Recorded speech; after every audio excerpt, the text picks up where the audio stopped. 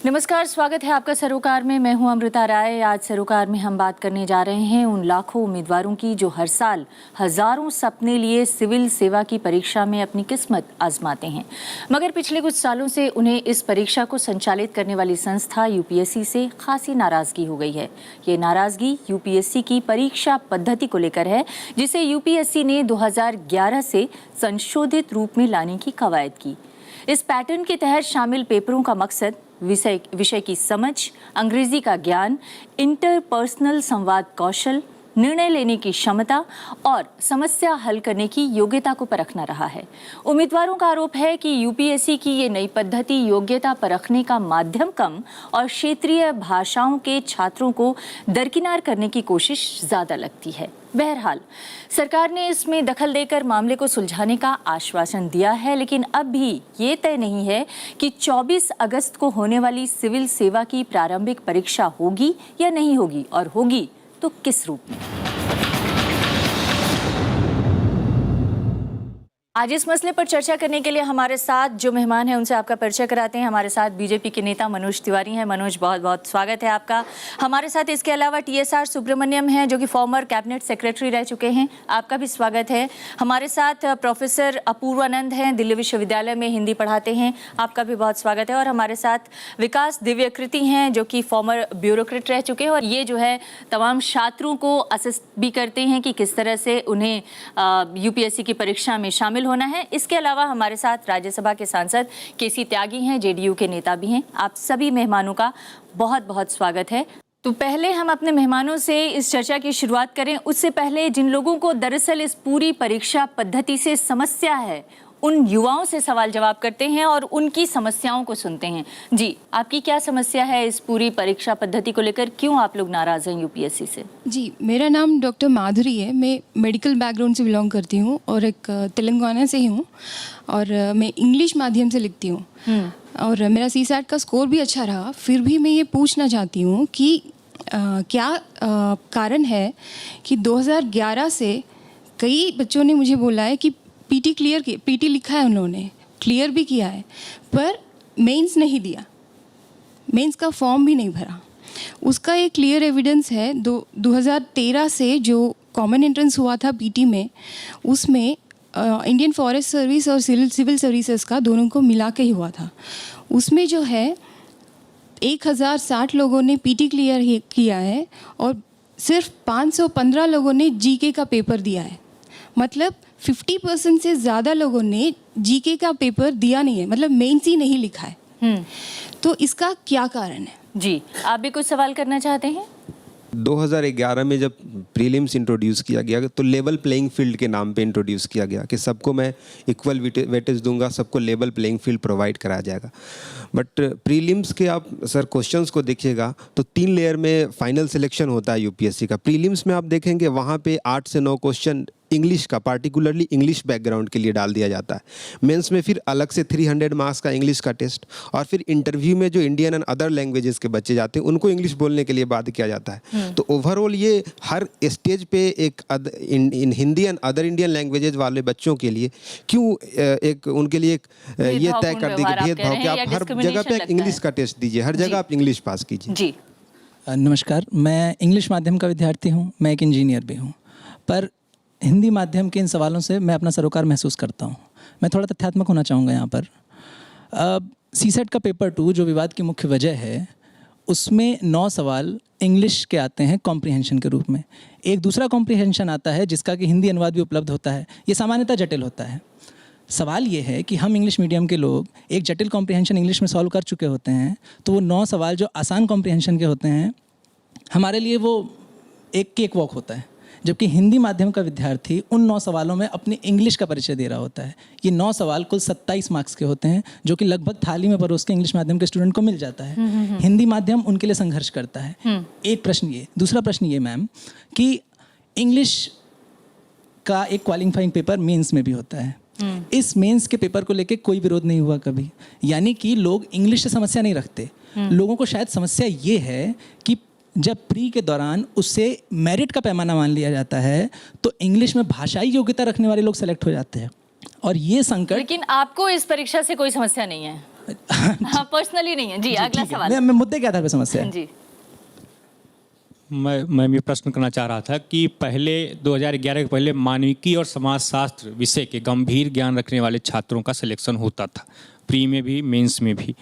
क्या कारण हुआ कि उनको मानविकी के जो गंभीर ज्ञान रखते थे, समाजशास्त्र का जो ज्ञान रखते थे और काफ़ी व्यवहारिक समाज से संबंधित रहते थे, उन परीक्षणों के संबंध में हटा के हम लोगों ने मैथ्स और इंग्लिश के प्रश्न रख दिए और यह कहा कि यह ज़्यादा बेहतर हो सकता है सिलेक्शन के लिए या किसी के टेस्ट के लिए?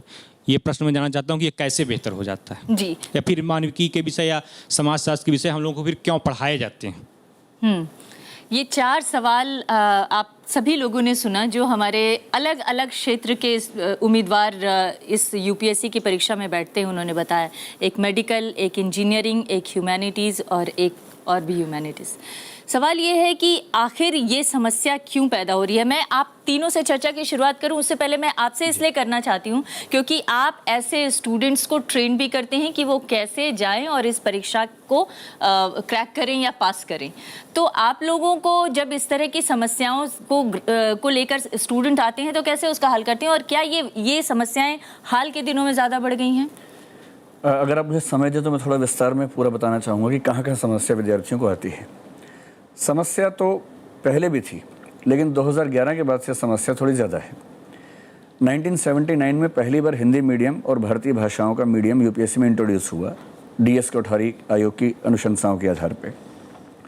कोठारी जी ने बहुत बड़ी अनुशंसाएं दी। उन्होंने पहली बार कहा कि प्रीलिम्स का एग्ज़ाम होना चाहिए। प्रीलिम्स के एग्ज़ाम की शुरुआत हुई। अगर आप कोठारी आयोग की रिपोर्ट को ध्यान से पढ़ें, उसमें प्रीलिम्स में 5 पेपर्स की बात थी, जिसमें एक इंग्लिश का था, एक भारत की किसी भाषा का था, हिंदी या कोई और भाषा, एक जीएस का था, 2 वैकल्पिक विषय के थे। अगर ऐसा प्रीलिम्स होता तो कभी कोई आंदोलन पैदा ना होता। यूपीएससी ने क्या किया कि उसमें दोनों लैंग्वेज को हटा दिया, इसमें भी कोई दिक्कत नहीं थी। 1979 से 2010 तक प्रीलिम्स की नेचर ये थी कि एक पेपर जनरल स्टडीज़ का होता था और एक पेपर ऑप्शनल सब्जेक्ट का। उसमें ऑप्शनल सब्जेक्ट क्योंकि हर बच्चा जानता है, अपनी बैकग्राउंड को जानता है, जब वो ठीक से पढ़ता था तो सिलेक्शन उसका हो जाता था। 2011 में एक डिज़ाइन के तहत, मैं साफ साफ कहना चाहूँगा, इसको मैं संयोग नहीं कहूँगा, ये डिज़ाइन है, ये योजना है, साजिश है। आप साजिश कह रहे हैं इसे? साफ शब्दों में साजिश कह रहा हूँ और प्रमाणित करने के पूरे तथ्य मेरे पास हैं, जितने तथ्य आप चाहे मैं दिखा सकता हूँ। साजिश के तहत ऐसी नेचर एग्ज़ाम की बनाई गई। उन्होंने कहा कि अलग कमेटी के रिकमेंडेशंस हैं। अलग कमेटी 2000 में बैठी। अलग कमेटी की रिकमेंडेशन ये है कि प्रीलिम्स में 2 पेपर होंगे, एक सीसेट और एक ऑप्शनल सब्जेक्ट होगा। यूपीएससी ने सीसेट तो लाया लेकिन ऑप्शनल सब्जेक्ट को हटाकर जीएस को साथ में इंट्रोड्यूस किया। यानी ये अलग कमेटी की रिकमेंडेशंस भी नहीं है, ये खन्ना कमेटी की रिकमेंडेशंस हैं। खन्ना कमेटी की रिकमेंडेशन अब तक हमें मिल नहीं पाई हैं, मैं उस पर कमेंट नहीं कर सकता हूँ। सीसेट में 80 सवाल हैं, जीएस में 100 सवाल हैं। जीएस के सवाल इतने मुश्किल हैं कि ह्यूमैनिटीज़ के बच्चे कितना भी पढ़ लें वो उनमें से 50-55 के ऊपर नहीं जा सकते हैं। और ये मैं दावे से कह रहा हूँ कि जो 3 लाख लोग एग्ज़ाम दे रहे हैं उनमें से अगर 200 बच्चे भी ऐसे मिल जाएं जो जीएस में 100 में से 70 सवाल ठीक कर लें तो आप पता कीजिए नहीं मिलेंगे ऐसे लोग। सीसेट में सिर्फ 80 सवाल हैं। 80 सवाल में से 40 ऐसे हैं जिसमें सीधे सीधे लैंग्वेज का फ़ायदा मिलता है। 8 या 9 सवाल केवल इंग्लिश में है जी, 22.5 नंबर के। 32 से 36 सवाल हिंदी और इंग्लिश कॉम्प्रिहेंशन, जिसमें अनुवाद इतना खराब होता है कि हिंदी का बच्चा कर ही नहीं सकता।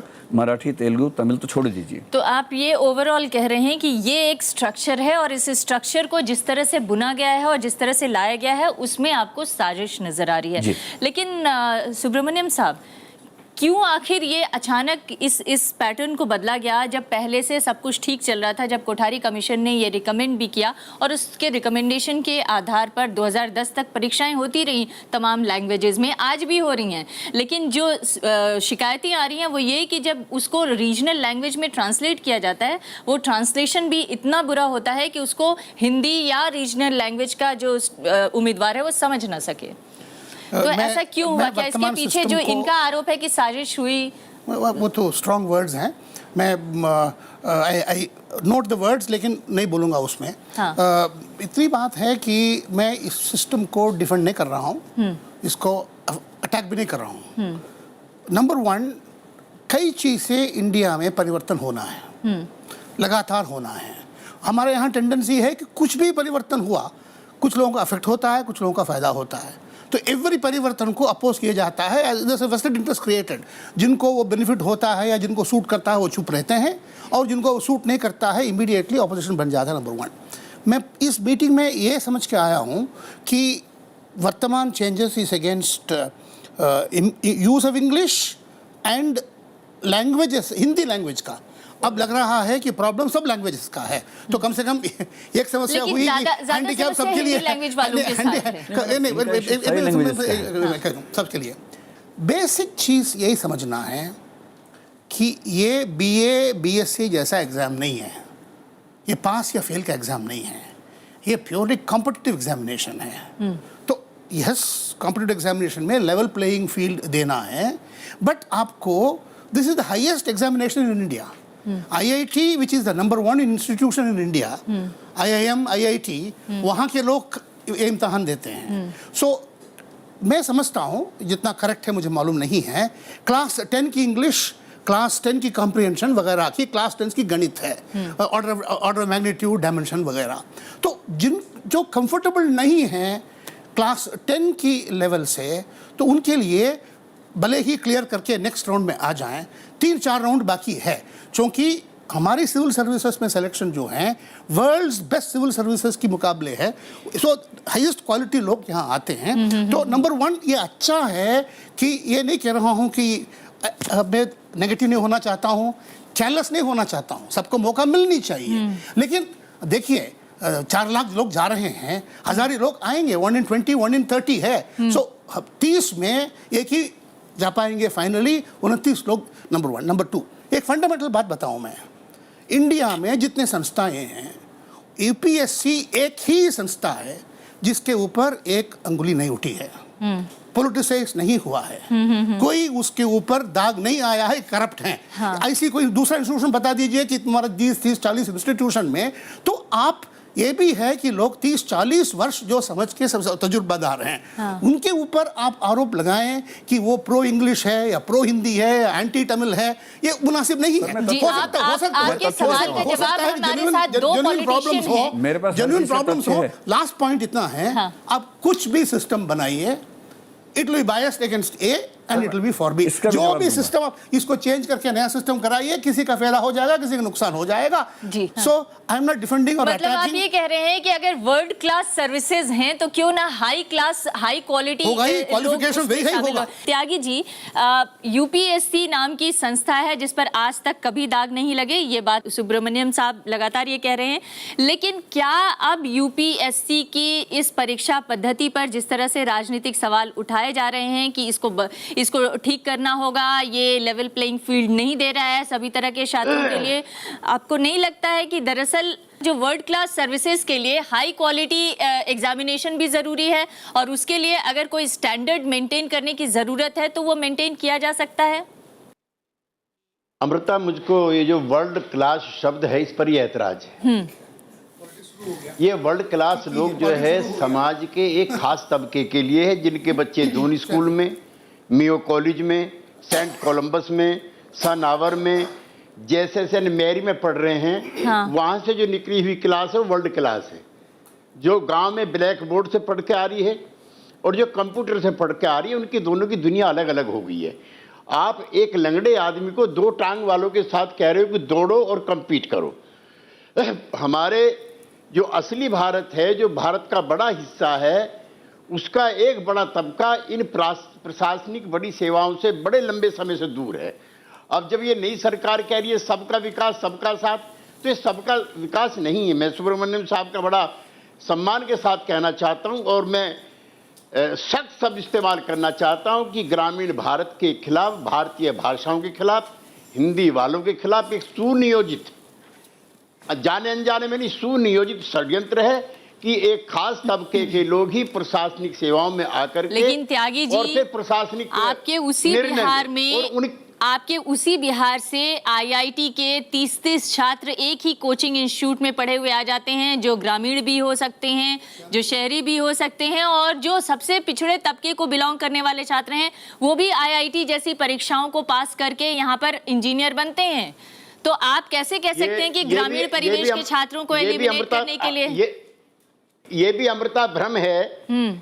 आईआईटी के परिणाम से आज स्पष्ट हुआ है कि हिंदी माध्यम वाले बोर्ड उत्तर प्रदेश और बिहार बोर्ड से क्रमशः 1.98% और बिहार बोर्ड से जहाँ के तिवारी जी हैं 1.7% छात्रों ने ही सफलता प्राप्त की है।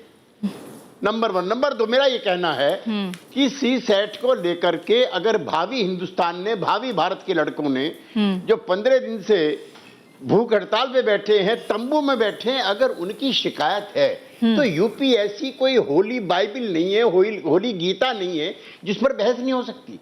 एक आप संभ्रांत लोगों का एक अलग हिंदुस्तान बनाना चाहते हो। मैं इसी सवाल को मनोज जी आपके साथ शेयर करना चाहती हूँ। मैं आऊंगी आपके पास त्यागी जी। मनोज, अपनी जो शिक्षा पद्धति है उसको दुरुस्त करने के बजाय आप लोग परीक्षा पद्धति पे सवाल खड़े करने लग रहे हैं, तो बड़े मामले का तात्कालिक हल निकालने की कोशिश है और उस तात्कालिक हल से जो है पॉलिटिसाइज हो जाता है पूरा मामला। एक तो मैं सबसे पहले, जैसे आप त्यागी जी के पास गए तो सर ने कहा देखो पॉलिटिक्स शुरू हो गई, इस पे मुझे सख्त एतराज़ है। ऐसा नहीं कि पॉलिटिशियन ही पॉलिटिक्स जो इसको नेगेटिव वे में लेते हैं वो करेगा, ये नॉन पॉलिटिशियन भी बड़ी बड़ी पॉलिटिक्स नेगेटिव कर लेते हैं।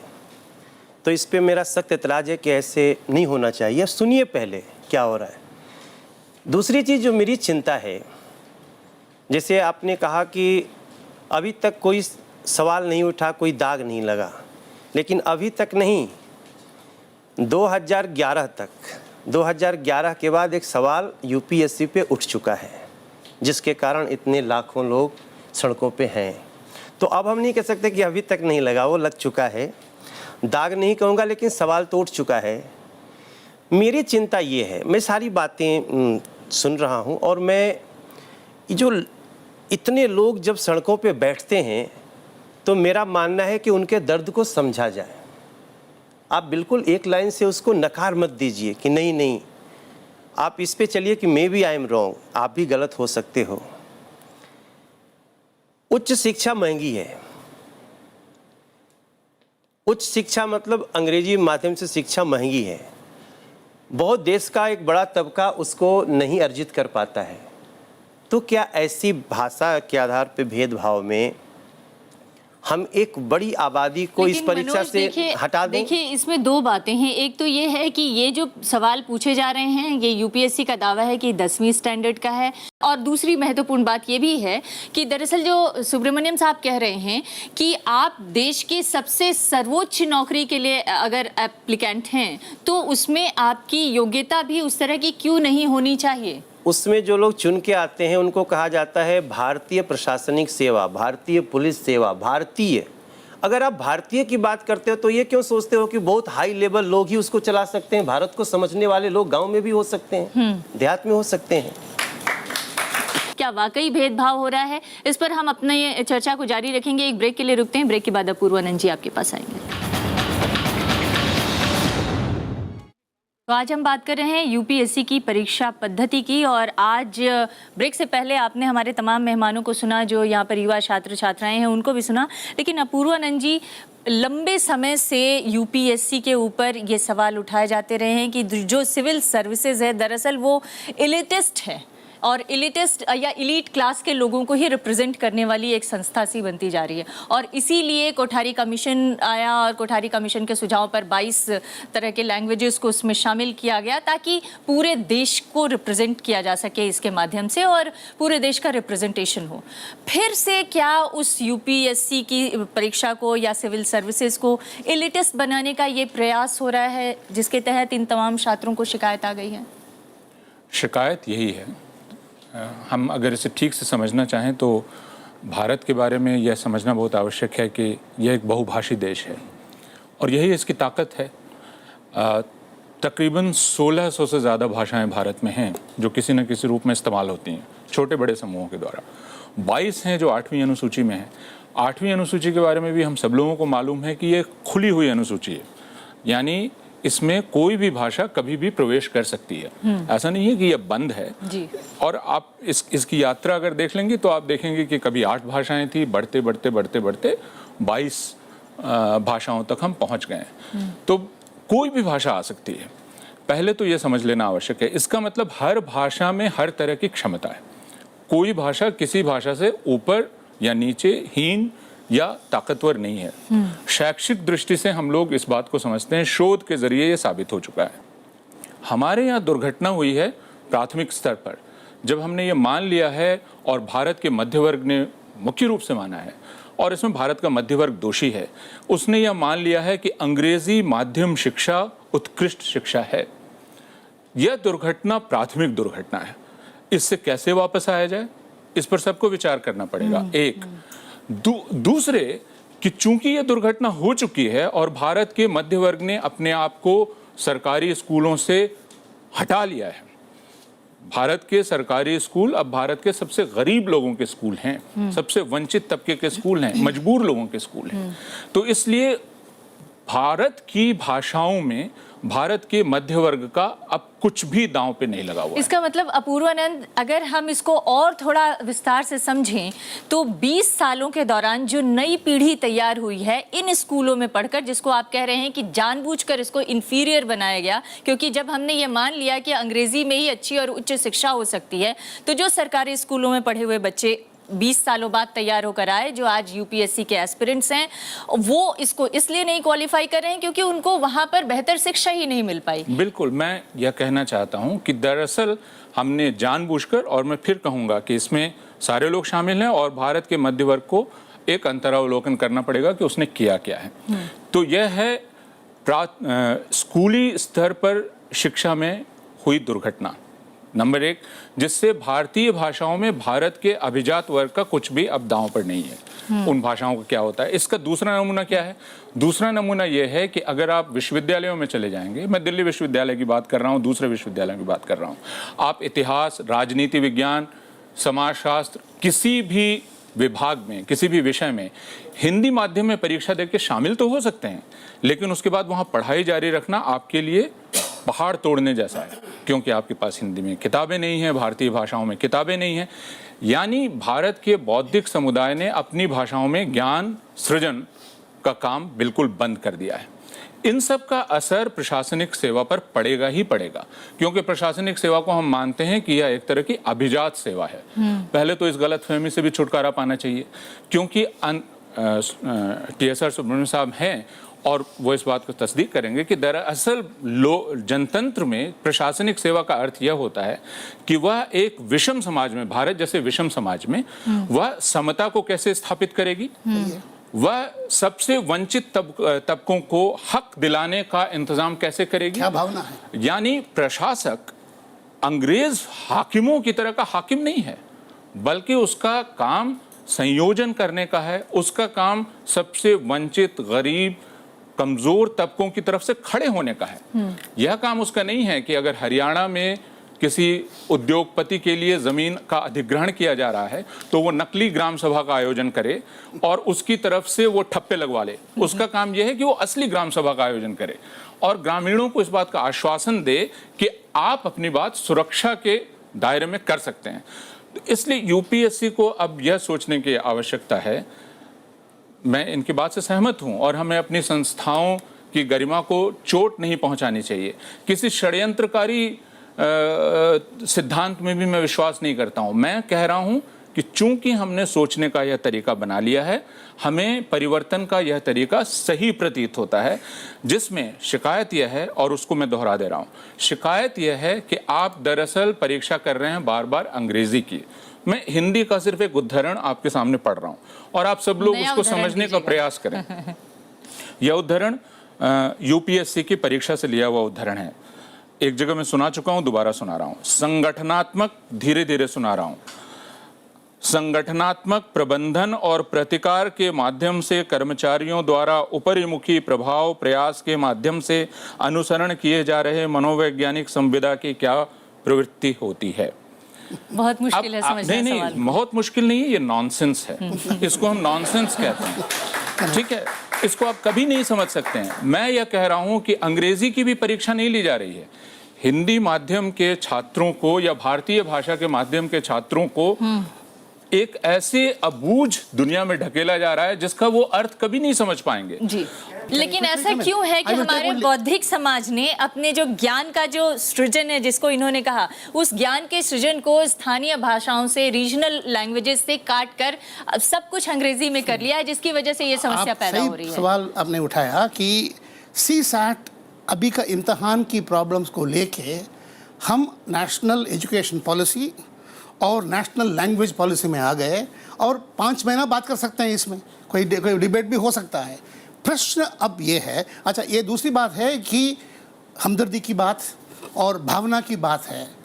This country is run by politicians. Civil servant 60 साल पहले इस कंट्री को चला करते थे, आज नौकर हैं। मिनिस्टर जो ऑर्डर करेगा उनको करना है। मैं कह रहा हूँ केवल फोकस कीजिए इस एग्ज़ाम के ऊपर। ये एक केवल कॉम्पिटिटिव एग्जामिनेशन है, इसमें ये रेस दौड़ते हैं एब्सोल्यूट। अब ओलंपिक्स में कोई भारतीय नहीं गया, क्या ओलंपिक स्टैंडर्ड नीचे गिरा जाएगा क्या? तो कोई भारतीय वाला नहीं आ रहा है, गिरा दो उसको ओलंपिक स्टैंडर्ड। तो जरा सोच के करना पड़ेगा, कॉम्पिटिटिव है। ये नहीं है कि हम इसको IAS पास करते हैं फेल करते हैं, अब फर्स्ट 100 में आते हैं, फर्स्ट 100 में आते हैं। लेकिन ये ऐसा असल में समाज में अपना एक रुतबा कायम करने का भी या बनाने का भी एक के माध्यम हो गया है। आपने गाना भी गाया है इस पर कि MMA में लेके एडमिशन, पता नहीं कितने सालों से बच्चे ये जो है तैयारियां करते रहते हैं और इसी आधार पे लोग अपने बच्चों की शादी ब्याह, समाज में एक रुतबा कायम करने का भी ये नजरिया हो गया। इसलिए चाहे उसको आता हो ना आता हो, वो उसके योग्य हो या ना हो, फोर्स करो, बस फोर्स करते रहो या ये साबित करते रहो कि वो कंपटीशन दे रहा है और इस तरह से आपका रुतबा बना हुआ है। ये भी एक हमारे समाज में आ गया और इस वजह से भी बहुत सारे जो बच्चे हैं जो हो सकता है कि उसके बजाय किसी और क्षेत्र में जाते तो ज्यादा कामयाब होते, वो नहीं जा रहे हैं। नहीं, बिल्कुल ऐसा हो सकता है, लेकिन जो लोग प्रयास कर रहे हैं वहाँ आने के लिए, उन्हें रोका तो नहीं जा सकता ना। जो प्रयास कर रहे हैं वो करना चाहिए। और देखिए, मैं तो इस मुद्दे पे, हालांकि मैं थोड़ा सा अलग से भी अपने दिल की भी सुनता हूँ, तो मैं इस मुद्दे पे बिल्कुल से ये जो आंदोलनकारी लड़के हैं इनके साथ हूँ और मैंने पूरी तरह से अपनी सरकार को बात भी रखी है। और मैं बहुत खुश हूँ कि हमारी जो ये सरकार है भारतीय जनता पार्टी की, इसने बहुत गंभीरता से इसको लिया है। हम अगले 2, 4, 5 दिनों में कुछ इस पे बड़ा निर्णय भी लाएंगे। 5 दिनों में निर्णय ले आ देंगे क्या? मतलब 24 तारीख से पहले, प्रीलिम्स के एग्जाम से पहले कोई निर्णय आ जाएगा, एग्जाम उसी दिन हो पाएगा, इस तरह की कोई गारंटी दे सकते हैं आप लोग? हो सकता है। तो क्या जो होगा उसमें वो बदलाव के साथ होगा या पुरानी व्यवस्था के साथ? अब मैं तो जहाँ लोग आंदोलनरत थे वहाँ मैं गया, मैं वहाँ का प्रतिनिधि भी हूँ और मैं जितनी संख्या में लोग थे, जैसे मैं इलाहाबाद में देख रहा हूँ, जैसे रांची में देख रहा हूँ, जैसे कलकत्ता में देख रहा हूँ, जैसे देश के अन्य हिस्सों में देख रहा हूँ, तो मैंने इसी आश्वासन पे मैंने अनशन तुड़वाए, जूस पिला करके अपने मंत्री जी के कहने पे कि अगर जल्दी इसका निदान नहीं हुआ तो हम भी आंदोलन में बैठेंगे। जी, इंडिया में आंदोलन की कोई कमी नहीं है, मौका दे दीजिएगा। हर जगह पे कोई ना कोई आता रहेगा, कोई ना कोई कारण से। नंबर 1। नंबर 2, अब बुरा ना मानिएगा, मेरा कंप्लीट सिंपैथी है, I got full sympathy for that. ये वेलफेयर स्कीम नहीं है, ये this is not representation scheme, not a welfare scheme. ये आपको this education policy welfare scheme होना चाहिए, आपका जो यूनिवर्सिटी एजुकेशन। बट ये तो this is a purely technical matter. Once you start bringing politics into this matter on a daily kind of a basis, I think this is bad. I thought that the new government coming, बिल्कुल attitudes बदलेगा, चलेगा. I am not worried if what he says is correct, sir. With due respect, don't mistake me. I don't think this is the kind of a thing that you should do agitation.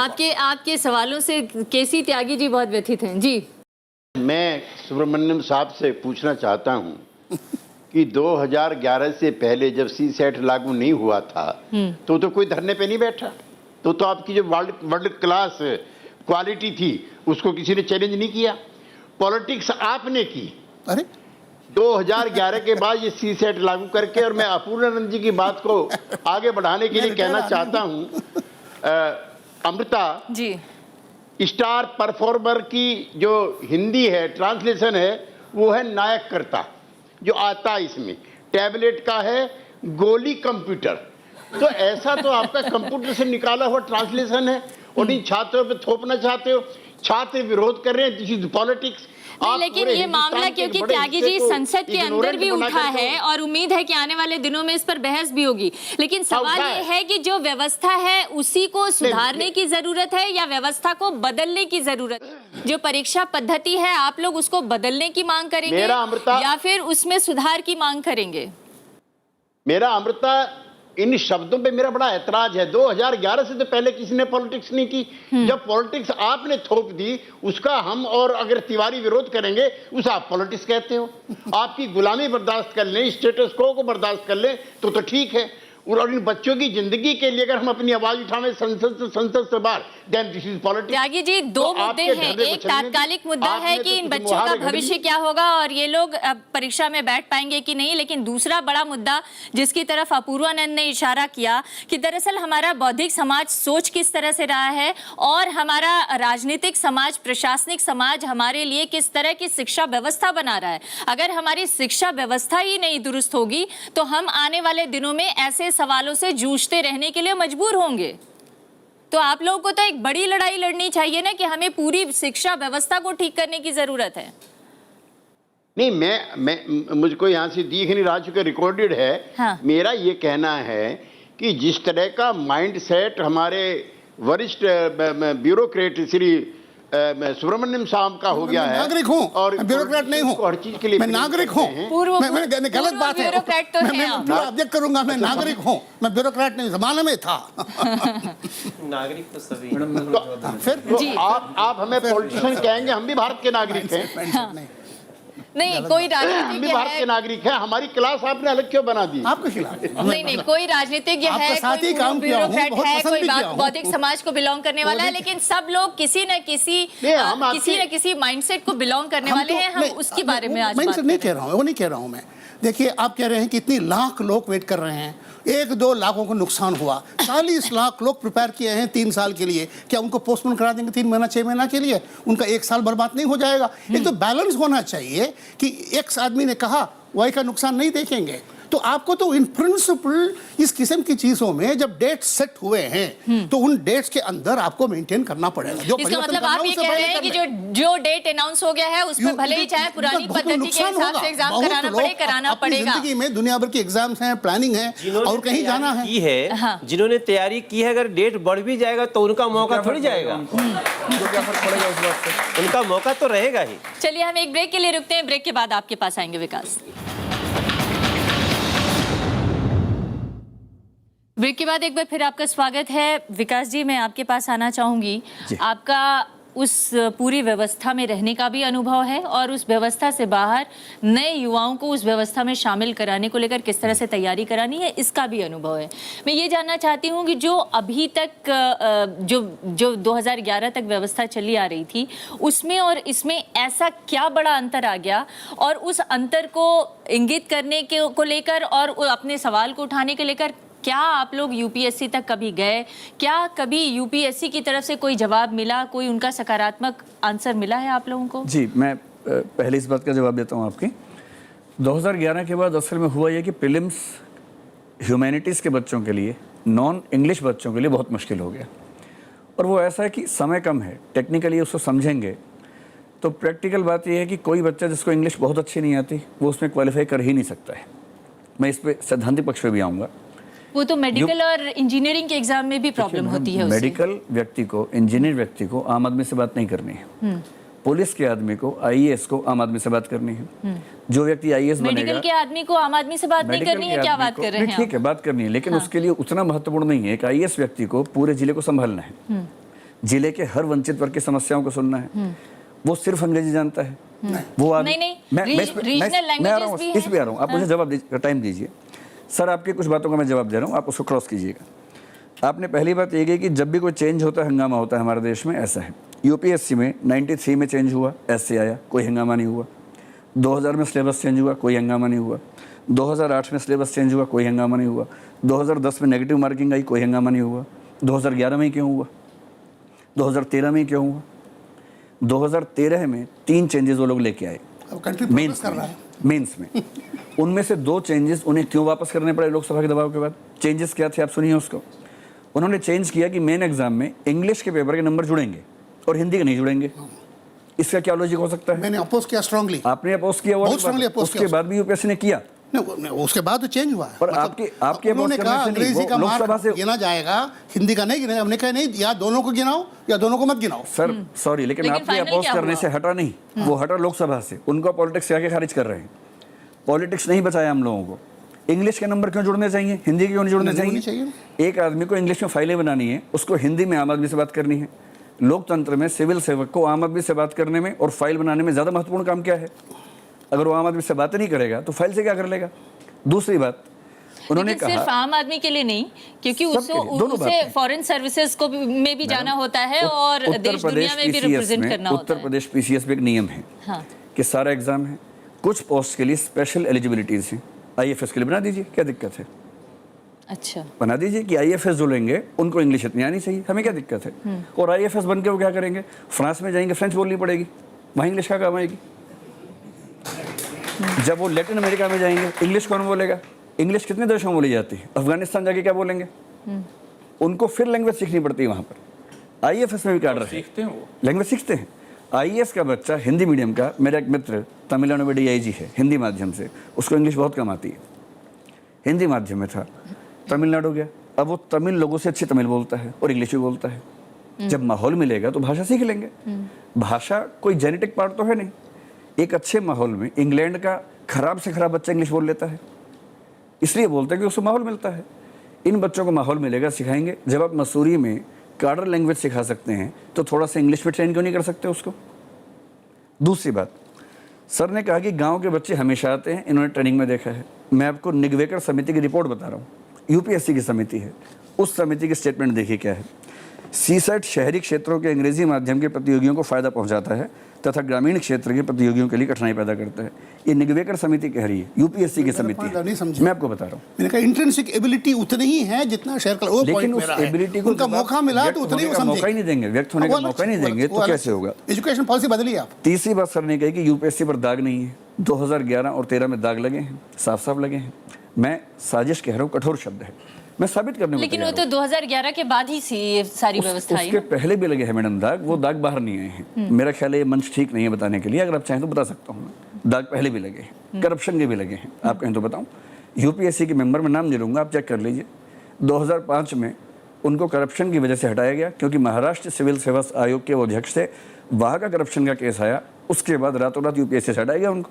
आप check कर लीजिए इस तथ्य को, 2005 की बात है। जी, और यूपीएससी ने इस चीज़ को चुपचाप किया, छिपा के किया, बताया नहीं किसी को। यूपीएससी के खिलाफ कितने केसेस हैं, मेरे पास कुछ लेकिन केसेस यहाँ पर भी हम रखे इस हैं। समय यूपीएससी की नहीं, हम उस परीक्षा क्योंकि पद्धति की बात कर रहे हैं। उन्होंने कहा कि ऐसी संस्था डिवाइन इंस्टीट्यूशन है कि उस पर कोई दाग नहीं है। वो डिवाइन इंस्टीट्यूशन नहीं है, डिवाइन नहीं है, वो हिंदी और भारतीय भाषाओं के Divine कोई है नहीं। साथ सुनियोजित तरीके से गलत कर रहे हैं। मैं आपको एक और तथ्य देता हूँ। आपने कहा कि 10वीं क्लास के लेवल का पूछते हैं, ठीक है। भारतीय प्रशासनिक सेवा में किसी व्यक्ति को अंग्रेजी आनी चाहिए, इसमें हमें कोई आपत्ति नहीं, अंग्रेजी से किसी को दिक्कत नहीं। दिक्कत अंग्रेजी को फायदा पहुंचाने से। आप अंग्रेजी के 30 नंबर के सवाल पूछ रहे हैं, 40 की ओर पूछ रहे हैं। मैं आपको दो ऑप्शन देता हूँ, गलत है वो। मैं आपको दो ऑप्शन देता हूँ। मेरा टूर में यही आर्ग्यूमेंट था कि मार्क सबको मिले, लैंग्वेज को मिले या किसी को ना मिले। सर मैं विकल्प बता रहा हूँ, आप सी सेट में 10 क्वेश्चन रखवाइए जो केवल हिंदी में आते हो, हमें कोई दिक्कत नहीं है उसमें। अगर आप 8 क्वेश्चन इंग्लिश के रखवा रहे हैं, 10 हिंदी, हिंदी का मतलब हिंदी तमिल तेलुगु सब में हो, वो इंग्लिश में ना हो, तब बराबर हो जाएगा। कॉम्प्रीहेंशन जो इंग्लिश से हिंदी में अनुवाद होता है, अब इसका उल्टा कर दीजिए, एक बार पूछिए सबसे, हिंदी में बने कॉम्प्रीहेंशन, उसका इंग्लिश में ट्रांसलेशन हो, फिर तो करवा आप के ये देखिए। बता रहे हैं कि ये जो भी परीक्षा पद्धति लाई गई सीसेट के थ्रू वो गलत थी। तो अब ये बताइए कि वैकल्पिक पद्धति ऐसी क्या हो जो बेहतर हो? एकदम क्या simple। जो पुरानी पद्धति चली आ रही थी वो ज्यादा बेहतर थी? आप ये पुरानी मानते पद्धति हैं? तो अब कोई स्वीकार नहीं करेगा। हाँ। नई पद्धति में ही संशोधन करना पड़ेगा, क्योंकि पुरानी पद्धति में दिक्कत क्या थी, बहुत सारे विषय थे, सबकी जो स्केलिंग थी बहुत मुश्किल थी। ये बात यूपीएससी ने देख के चेंज की, उसमें हमें दिक्कत नहीं है, इन बच्चों को भी दिक्कत नहीं। एक सिंपल तरीका है, हम केवल सी सेट में 2 संशोधन चाहते हैं। एक तो जितने भी क्वेश्चन जो कि 40-80 में से 50% हैं, उन क्वेश्चंस में लैंग्वेज रोल प्ले कर रही है, उनको हटा लिया जाए। दूसरा, जो बाकी क्वेश्चन है उनका अनुपात ठीक करके एक ही पेपर बना दिया जाए। जैसे मान लीजिए 150 प्रश्न हो, 100 की बजाय 100 और 80 की बजाय एक ही पेपर हो 150 प्रश्नों का, 100 जीएस के हैं वैसे ही रहे। 20 क्वेश्चन डिसीजन मेकिंग के हो, जो भी 8 ही क्वेश्चन आते हैं, वो पूछना चाहिए कि ये सिचुएशन है, आप क्या फैसला करेंगे। एक आईएएस को फैसले ही तो करने, वो 8 ही सवाल पूछते हैं और कम करते जा रहे हैं, 9, 8, 7, 6 ऐसे कर रहे हैं। उसको बढ़ाना चाहिए। जो मैथ्स और रीजनिंग है उसको 15-15 सवाल कर दें, 20 डिसीजन मेकिंग कर दें, 100 जीएस कर दें, इस पे कोई आपत्ति नहीं करेगा। मतलब आपके पास एक खाका है, दिक्कत नहीं, आपके पास एक खाका है, और खाका मनोज जी के पास भी है, भारत सरकार के पास भी है, इन बच्चों ने दिया है, सबके पास वो खाका है। एक अंतिम बात मैं और करूंगा, उसके बाद खत्म कर देंगे। वो कह रहे हैं कि हाई क्वालिटी हमें चाहिए। मैं आपको अमेरिका की रिपोर्ट्स बताता हूँ, कुछ वो रिपोर्ट्स मेरे पास हैं। अमेरिका में इंटेलिजेंस के टेस्ट बहुत सारे हुए, बाद में देखा गया कि ब्लैक बच्चे हमेशा उससे पीछे रह जाते हैं। तो फिर रिसर्च हुई इस पर, सोशियोलॉजी के डिपार्टमेंट से रिसर्च की। बाद में निष्कर्ष निकला कि जब भी किसी आईक्यू टेस्ट में लैंग्वेज केंद्र में आएगी, वो उसी वर्ग को फ़ायदा पहुंचाएगी जो उस लैंग्वेज को ठीक से जानते हैं, जिसकी मातृभाषा है। मैथ्स अगर होगा तो उन बच्चों को फ़ायदा पहुंचाएगा जो अमूर्त चिंतन करने की क्षमता ज़्यादा रखते हैं। एक एग्जाम्पल दिया गया, आप सारे बच्चों से पूछे कि चिड़िया क्या बोल रही है, इसका मतलब बताओ। ट्राइबल बच्चा सबसे पहले बता देगा, शहर का बच्चा बता के दिखा दे। क्या वो इंटेलिजेंट नहीं है? इंटेलिजेंस से दिक्कत नहीं सर, दिक्कत इंटेलिजेंस की टेस्टिंग के एक पक्ष में झुके होने से। नहीं, लेकिन ये तो हमेशा ही होगा, ये तो सवाल हमेशा ही आएगा ना कि एक पक्ष, मतलब दोनों पक्षों को या सभी पक्षों को बैलेंस कैसे किया जाए। अगर मान लीजिए आप ट्राइबल के पक्ष में बनाएंगे तो शहरी बच्चे के साथ नाइंसाफी हो जाएगी, शहरी के पक्ष में बनाएंगे तो ट्राइबल बच्चे के साथ नाइंसाफी हो जाएगी। सीसेट की बात करते हैं, जीएस में ह्यूमैनिटीज के बच्चे कंफर्टेबल हैं थोड़ा सा, उसमें भी 20 क्वेश्चन साइंस के हैं 100 में से, उसमें हम मानते हैं कि वो कंफर्टेबल नहीं है। 80 सवाल में से कोई मर भी जाएगा तो 40-45 के ऊपर नहीं जा सकता है। सीसेट में मेरा एक कज़न जिसने एक दिन भी पढ़ाई नहीं की, आईआईटी का बच्चा वो है, उसकी इंग्लिश बहुत अच्छी है, भारत से बाहर रहता है आजकल, एक दिन भी पढ़ाई नहीं की, 80 में से 79 सवाल ठीक हैं उसके, और वो 2.5 नंबर के हैं।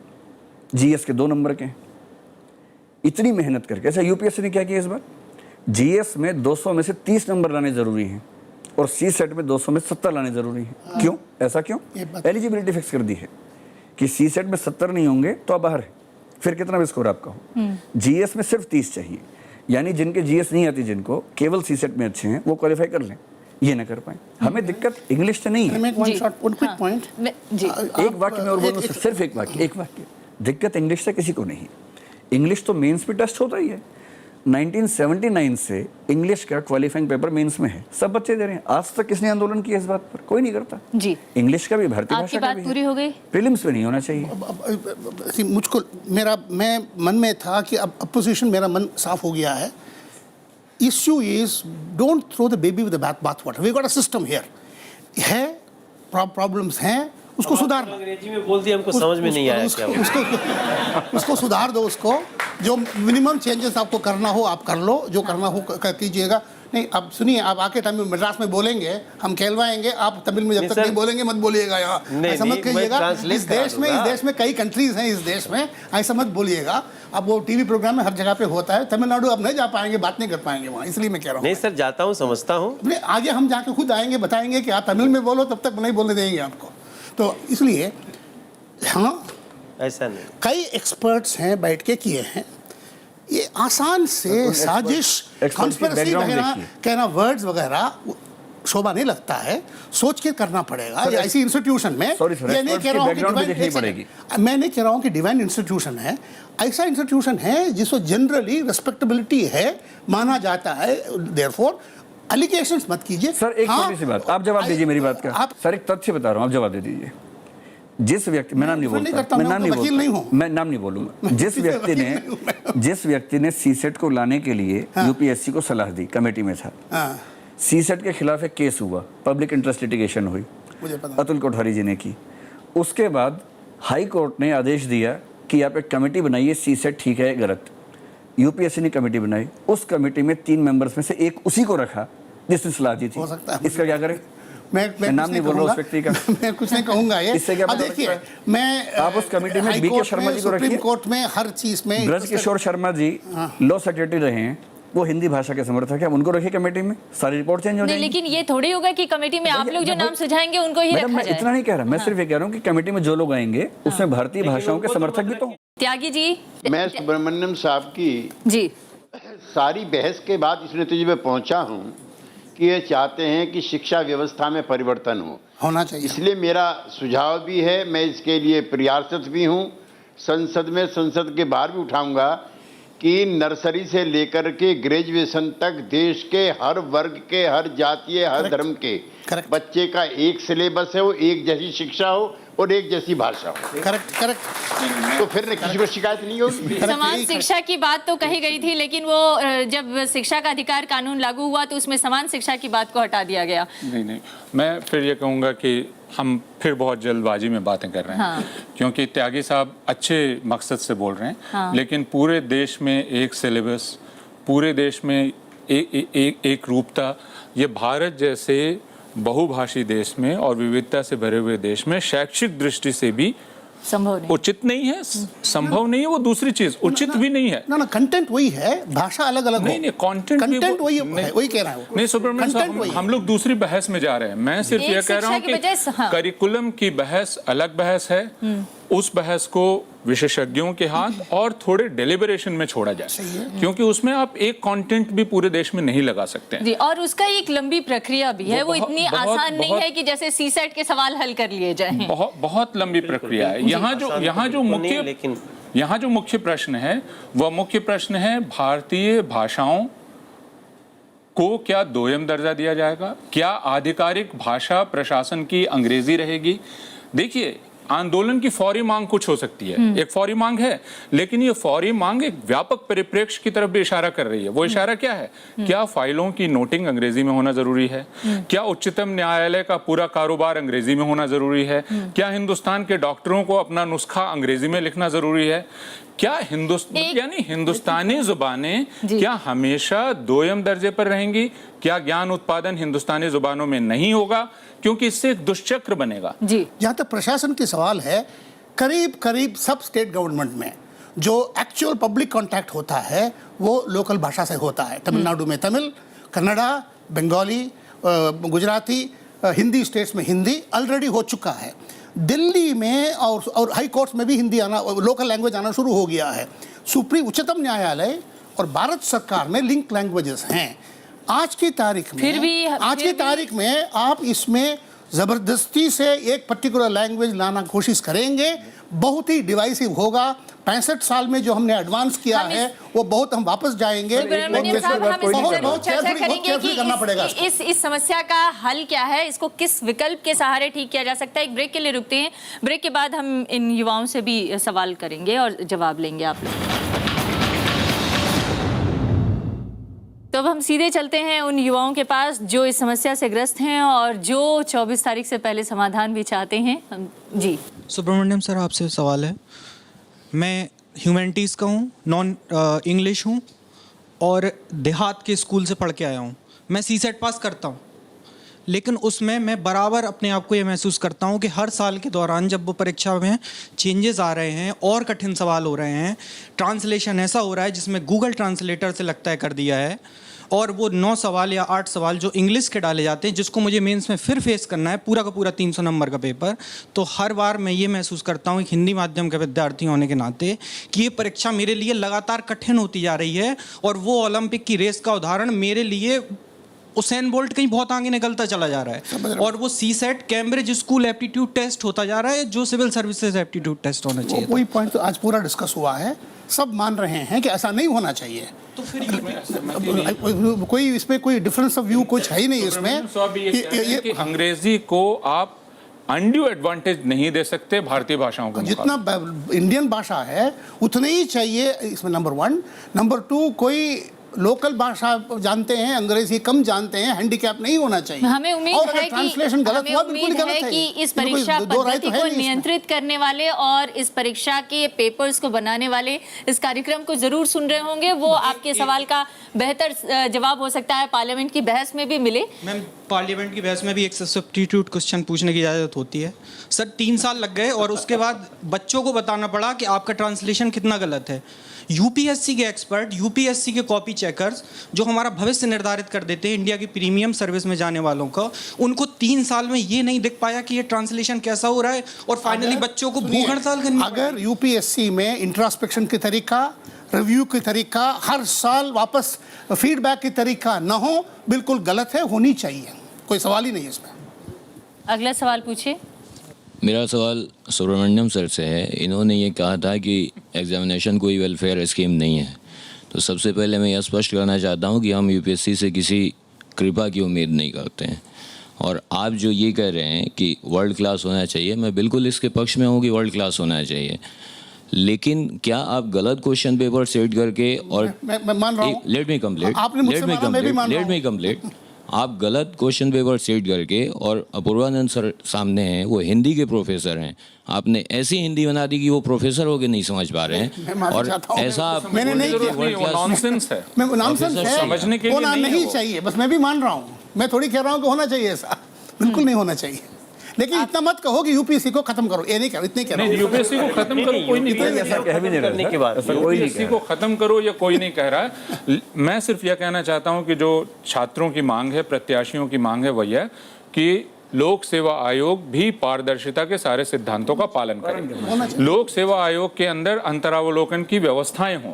मसलन ठीक ही आपने कहा कि यह अनुवाद यहाँ आज क्यों पढ़ा जा रहा है, इसलिए कि यूपीएससी इन अनुवादों को नहीं पढ़ रही है, यूपीएससी इस पर विचार नहीं कर रही है। तो फिर यूपीएससी सर्वोत्कृष्टता की डिमांड भी कैसे कर सकती है जब वो खुद उनका पालन नहीं कर रही है उस सिद्धांत का। तो उस मिथ का खंडन हो जाता है कि यूपीएससी एक्सीलेंट प्रिंसिपल्स और एक्सीलेंट प्रोसेसेस का पालन कर रही है। मुझे लगता है इसमें यूपीएससी से गलती हो रही है। सुब्रमण्यम सर, एक तथ्य बताऊंगा आपको, मुख्य परीक्षा में, मेन एग्जाम में, क्यों हो गया, he is not representative of UPSC। एक फैक्ट बता रहा हूं मैं, सिर्फ जानकारी के लिए। मेन एग्जाम में जिसके मार्क्स जुड़ते हैं फाइनल मेरिट में, जितने पेपर्स हैं उनके मॉडल आंसर केवल इंग्लिश में होते हैं, और बच्चे किसी भी लैंग्वेज में लिख सकते हैं। यानी हिंदी में जो लिखेगा उसका एग्जामिनर इंग्लिश के आंसर देके चेक करेगा। क्या वहाँ ट्रांसलेशन नहीं हो सकता?